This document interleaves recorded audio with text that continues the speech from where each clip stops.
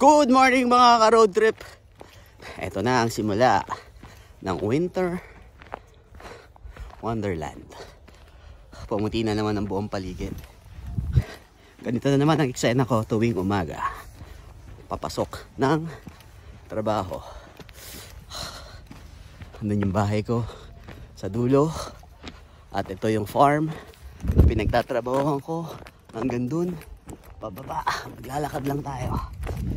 So ginamit ko na yung aking winter boots.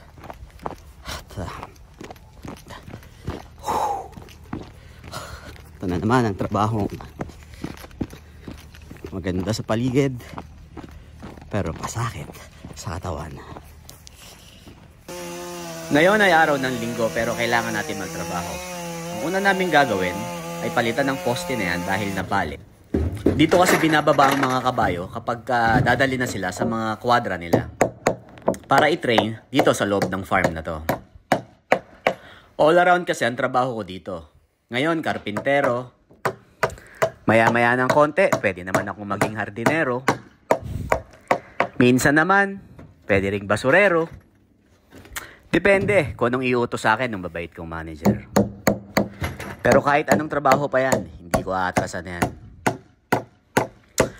Ganito ang buhay namin dito sa Hokkaido, Japan. May hirap, pero kailangan mong lumaban. Itong video na to ay 100% kabaligtaran ng mga pinopost kong magagandang lugar dito sa Japan. Nakabihis ng maayos, kumakain ng masarap. Yun kasi ang isang paraan naming mga OFW para itago ang tunay naming kalagayan. Pero ganun pa man, lahat ng ito'y sulit.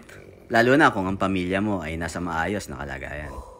Ito na naman yung mga panahon na yung kamay mo, kala mo nakabaon sa 2 bloke ng yelo kasi minsan hindi mo na siya maramdaman.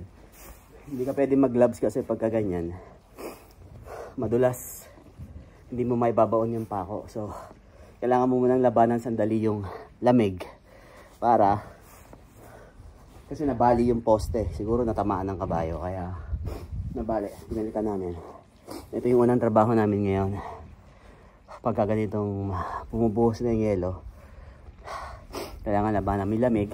Tsaka yung paa mo, kailangan ganito yung sapatos mo. Naka winter boots ka para hindi ka madulas. Yun lang. Sige na, papalik. Pagkatapos ko siyang pakuan, kailangan ko naman siyang pahiran ng gamit na langis. Yan yung mga langis na pinag-change ulan ng mga sasakyan dito. Minsan, ako din kasi yung nag-change oil ng mga service namin dito sa loob ng farm. Diba sabi ko sa inyo, all around ang lolo nyo rito. Pati pag mamekaniko, pinapasok ko. Ang silbi ng langis na yan ay para huwag kagad pasukan ng tubig yung loob ng kahoy o ng poste para hindi kagad mabulok. Ito ay isa lang sa iba't ibang klaseng trabaho na ginagawa ko dito sa loob ng farm. Yung pinalitan namin poste dito kanina, yan yung pinalitan namin dyan. Ako pa magtatapon, ako pa nagbuhat, mag-isa. Ang babait din na, diba? Ganyan kabait makakasama ko dito. So nasa likod siya, tatapon ko na. Itong lugar na to ay ang tambakan o sunugan namin ng basura dito sa farm.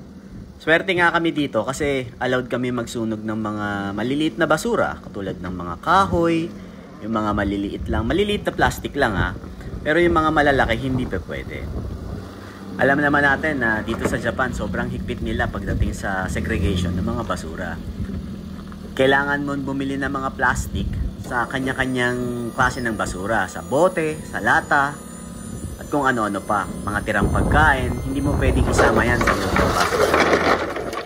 Kasi pag sa labas ka nakatira, kailangan mo na matinding disiplina sa pagtatapon ng iba't ibang klase ng basura.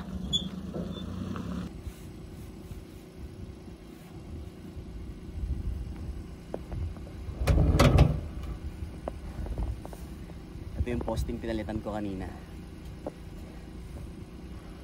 Ang laki nitong poste na to pero kailangan natin buhatin mag-isa. Hindi pa to yung totoong lamig. Patikim pa lang yan.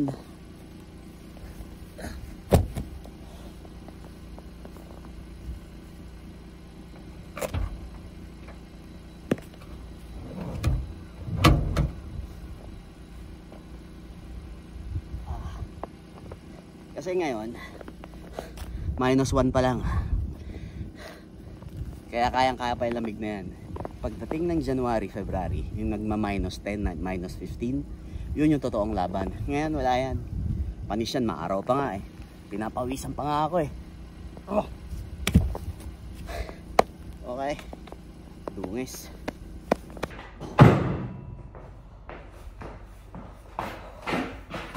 So dito na natatapos yung araw namin. Yung araw ko pala sa trabaho sa farm. Dito kasi all around ang trabaho ko. Mekaniko, tubero, karpintero, lahat na ng terong maisip nyo. Pwede ko nang gawin. Paano kung tigaluto ng pansit canton? Pansit canton. Yun na nga. Hanggang dito na lang. Kita-kita tayo doon sa road trip.